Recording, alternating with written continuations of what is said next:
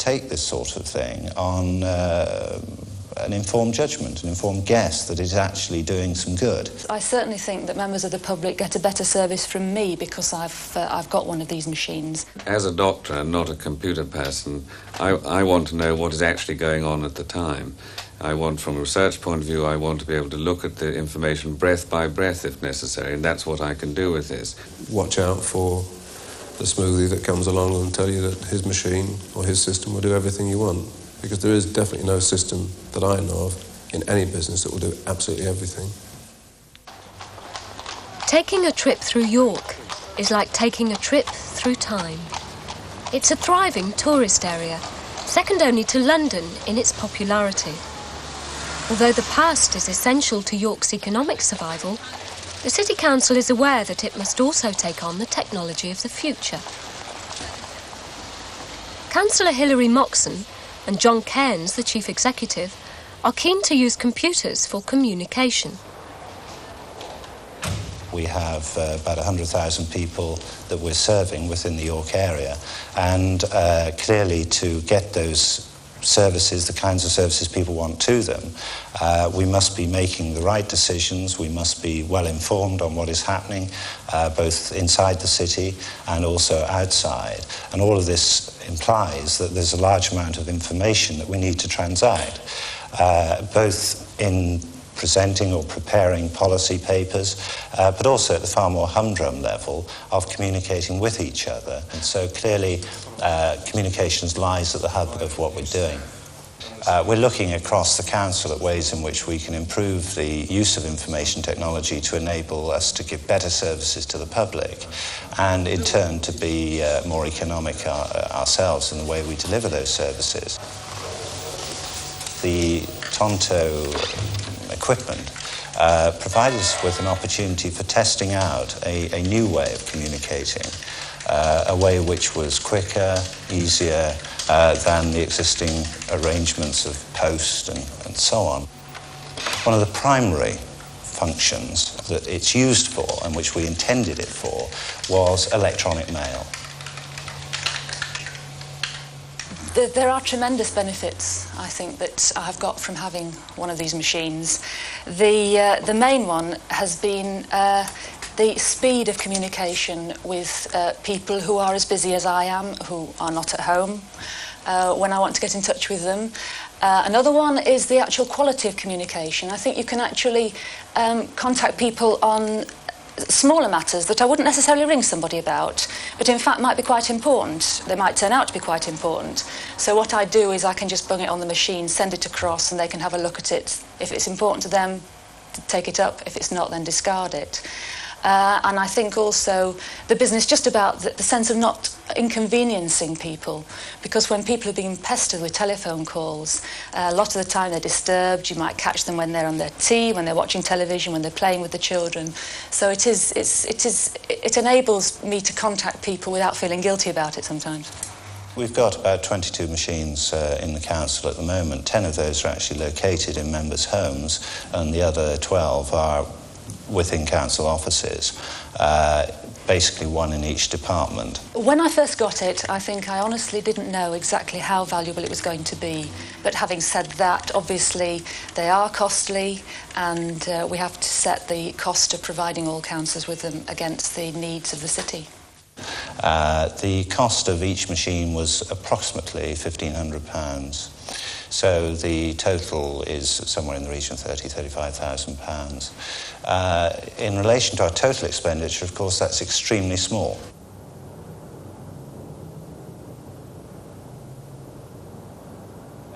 The Tontos have become more useful in informal ways than one might have anticipated. Members have also found it extremely valuable as a means of communicating amongst themselves about issues that are of topical interest. Could just be a problem in their own particular ward that they want to talk to another member about, except talking in this case means sending them a message. If somebody telephones me about a ward problem, and in fact I think it's so urgent that I ought to do something about it straight away rather than going and visiting them and talking about it, then I can actually put a message into the relevant council department immediately. if I tried to telephone in, I might not get through, I might have to leave a message, then later on I might forget that I've actually sent the message in the first place.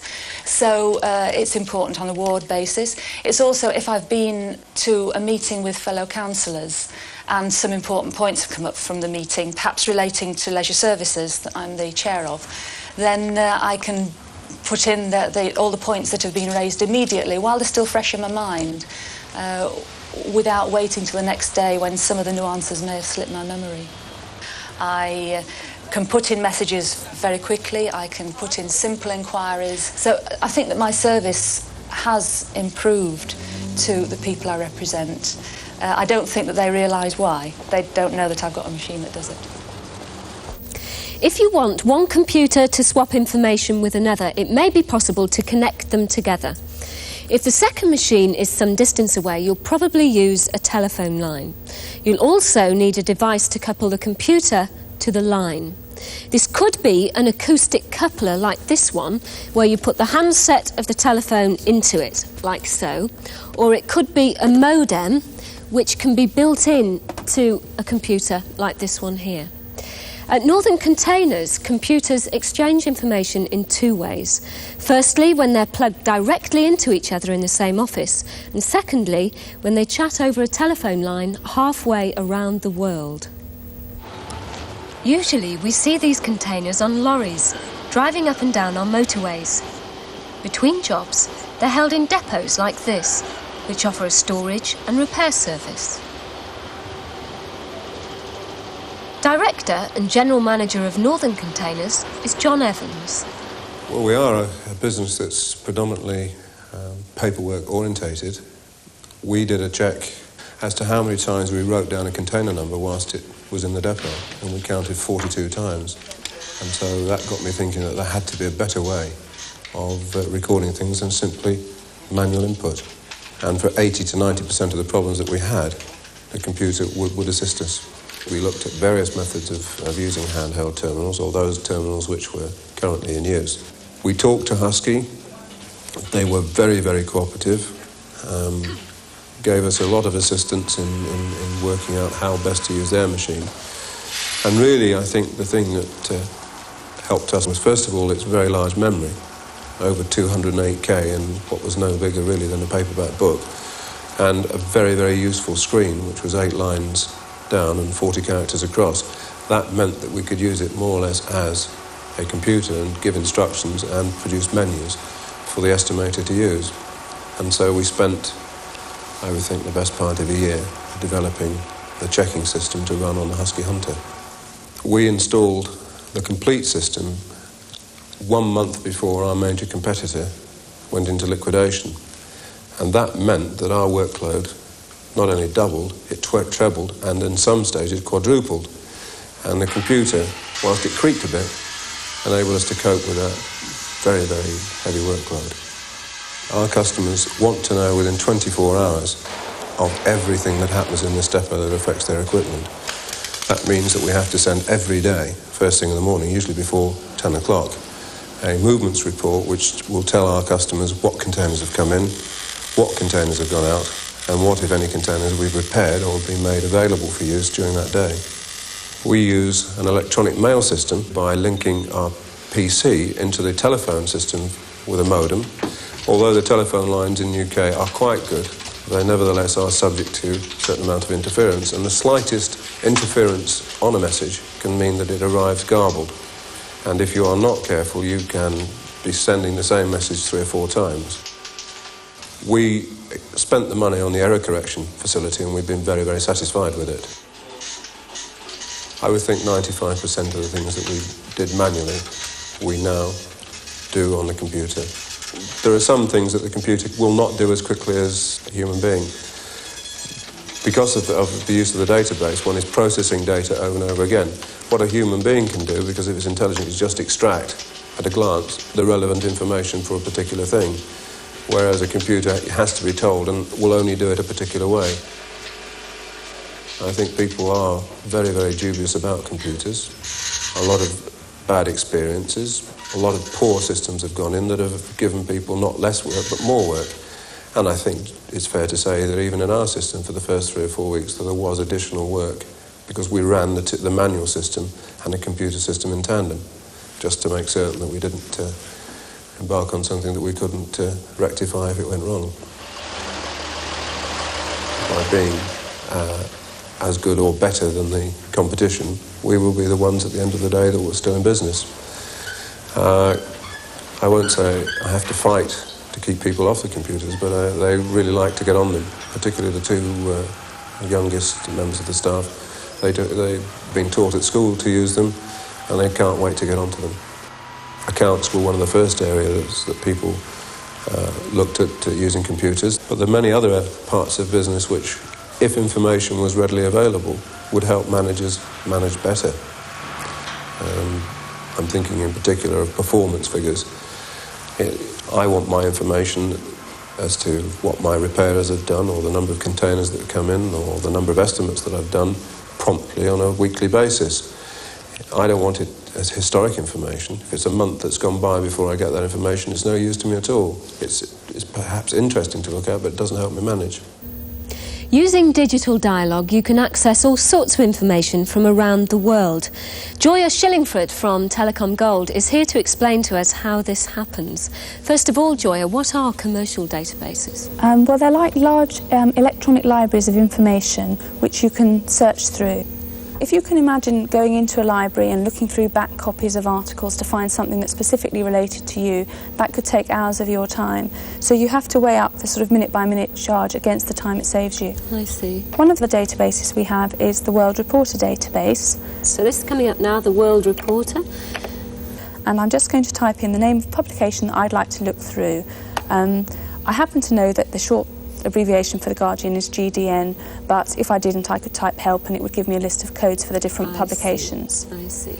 Right, now into the Guardian here, and I'm interested in getting some information about Telecom Gold, so I type get Telecom Gold. And how far does this information go back? I think it goes back to about 1984 in the case of The Guardian. Right. So 74 items have been written about Telecom Gold. Right, now, so what I'll do now is narrow down the search by putting in database to say only those articles which mention Telecom Gold and database. All right.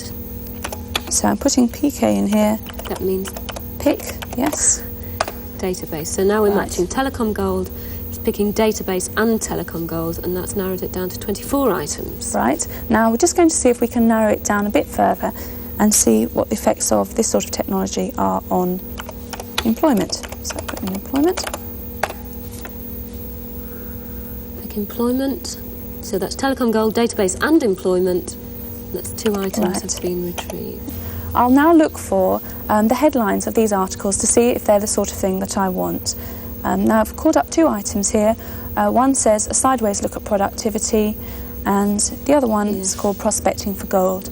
Now, if I was interested in the effects of new technology on office productivity, let's say, the first one will be of more interest. So I will type text 2, and that will give me text 1, sorry. That will give me the text of the one I'm interested in. And how do you see this electronic mail and commercial databases and the whole business of computers talking to each other, how do you see that developing in the future? Well, we've certainly found ourselves that whereas a lot of people used to join Telecom Gold purely for electronic mail and telex, now people join in order to search through financial, flight information and other databases. OK, thank you very much indeed. Right, thank you. In the normal course of a day, a pharmacy will be asked to provide many different types of drugs.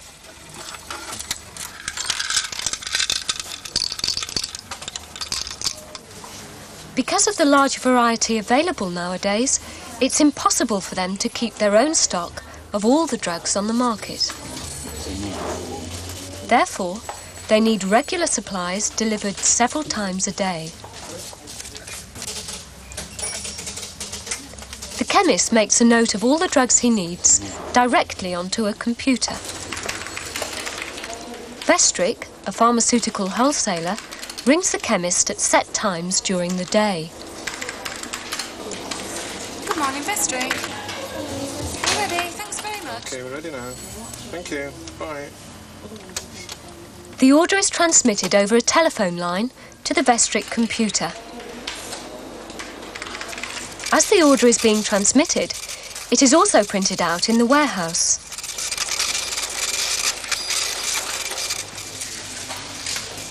There are 3.5 miles of shelving on which 15,000 different items are stocked.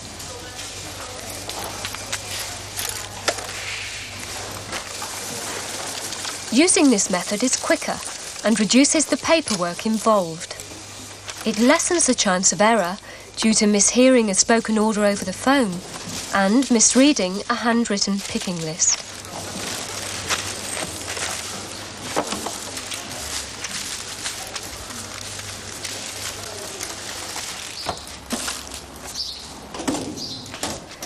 Within minutes of receiving the order, the delivery van will be on its way to the pharmacist to ensure that we, the customer, get the service we require.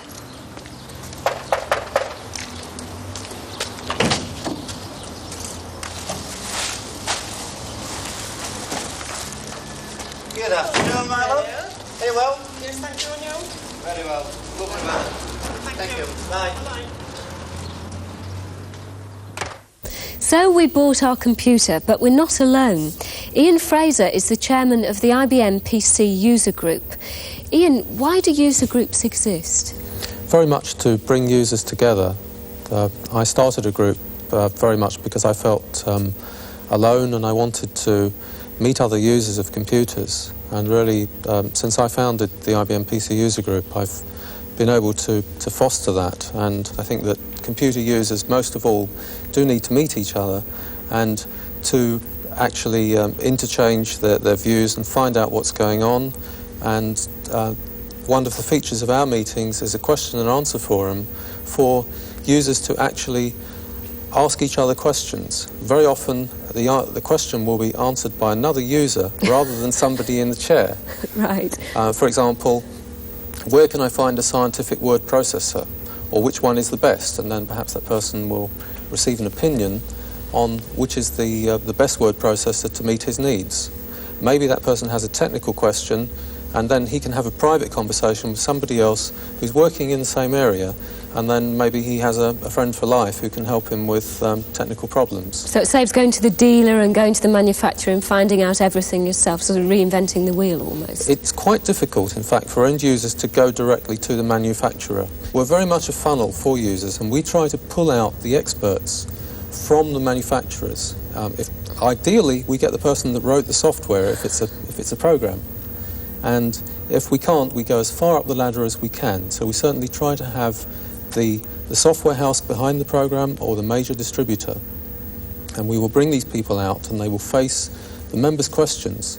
Ian, what about people who can't get to the forums? We realise that there are many people who live in out-of-the-way places, or in our case, indeed, in foreign countries. And what we do is make the newsletter as accessible as possible so that the information in the newsletter is of great interest to people wherever they may live. What other types of user groups are there?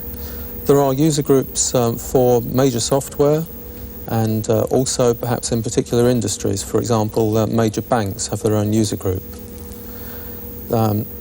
Another area which is a major area for user groups is also that of public domain software.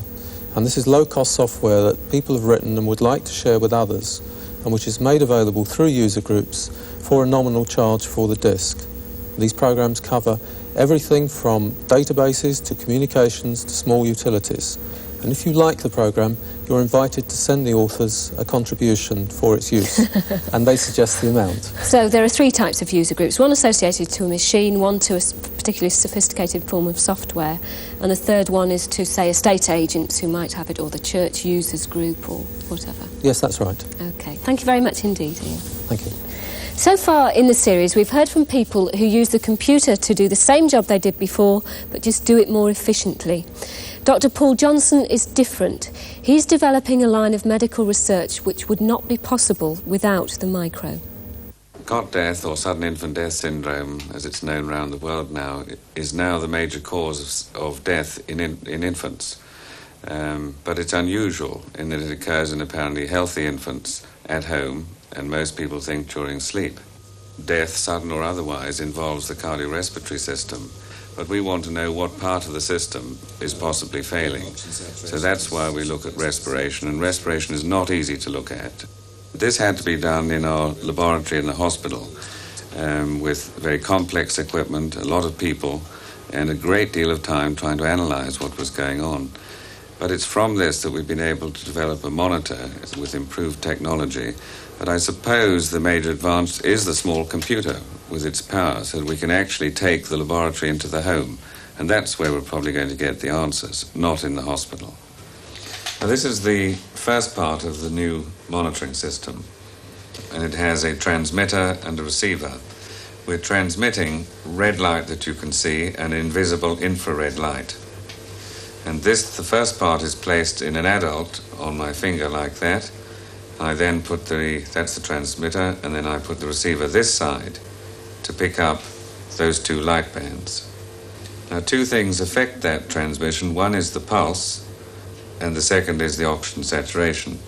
And I can see first that I've got a good pulse. It's detecting the pulse, as you can see this rising and falling, so I can get my heart rate from this, and I can see the oxygen saturation. Now, the second part of the system, which is equally important, is to look at breathing. And for that, we have two, again, rather simple bands that fit the baby's chest and abdomen. And normal breathing, during quiet sleep, the chest and the abdomen go in and out together, somewhat like this. And up here you can see the two needles would rise and fall together. Now, babies spend a lot of time in what's called dream sleep or rapid eye movement sleep, and something quite different happens there. Very often the chest doesn't move at all, and it's really all abdominal breathing. It's very important that that's distinguished from obstructed breathing.